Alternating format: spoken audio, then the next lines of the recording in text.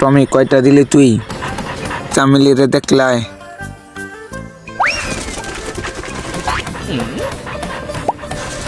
চামেলিরে দেখলায়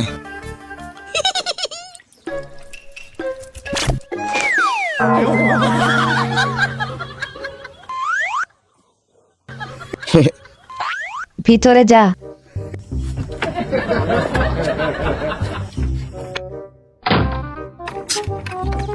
আজকে সারাদিন এখানে থাকবি, দেখবো কি করে এখান থেকে যাস। আয় আয় তুই আয় আয় আয় আয় আয় আয় আয়